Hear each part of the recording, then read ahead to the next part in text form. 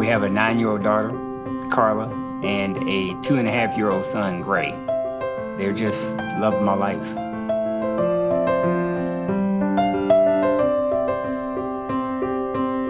Went in for physical in 2012. I'm thinking, of course everything's gonna be normal. And my doctor asked, she's like, have you ever been told that you had a heart murmur? Let's go have you speak to a cardiologist. Initially, we didn't take it that serious because we didn't see any signs of it causing any problems. Within 4 months of finding out I had a heart murmur, things started to go downhill really quickly.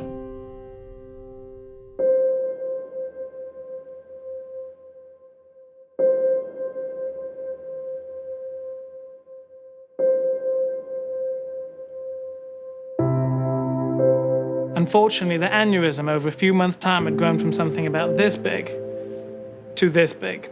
Every time my heart beat, you could see, it's almost like my heart was jumping out of my chest. You're looking at his face, but really all you can see is this huge pulsating mass in the front of his ribs. He was clearly going to die in short order if we didn't do something about it. And he's a Jehovah's Witness. When you operate on a Jehovah's Witness, it's always much more complicated.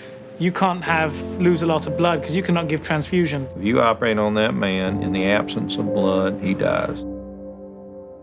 I was terrified. When you hear diagnosis like, he's not gonna make it, it burns a hole through your stomach, and you're playing some of the worst scenarios in your head, and you're actually mapping out how your life may be without that person. It's very difficult when you're telling a 39-year-old there's no option for you, and we had that conversation. It was at that time, I noticed he's got a 2-year-old, and his 2-year-old's in the room with him, and I'm looking at him thinking, you can't bring your 2-year-old in here. It kind of breaks your heart, and not to be able to do anything for that. And then you start thinking, is there any possible option?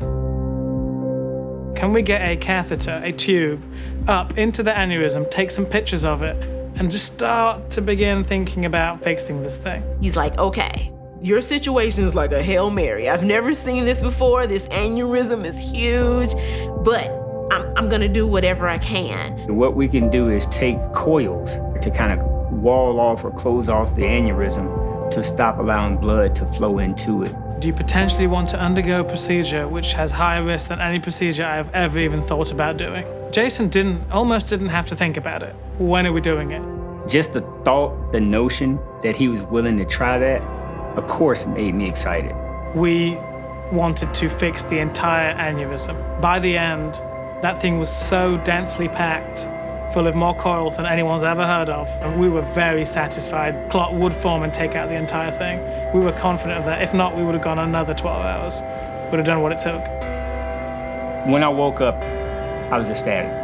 The fact that I could open my eyes, see my family, hear my family, even touch myself and say, hey, you're alive. When the doctors walk into the room and they're smiling, you're like, okay, they're smiling, so he's okay.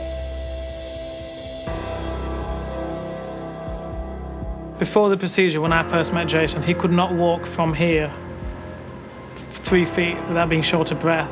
And when I saw Jason today, this is a guy now walking several blocks without difficulty, who's back to living his normal quality of life.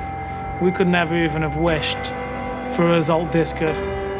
Jason could possibly not be here. Dr. Med, he saved Jason's life. He took a risk on my husband that no one else would.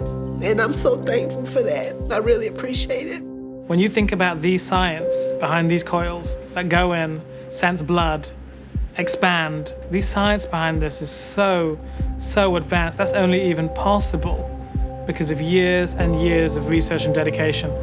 And the American Heart Association is one of the major funders of that research.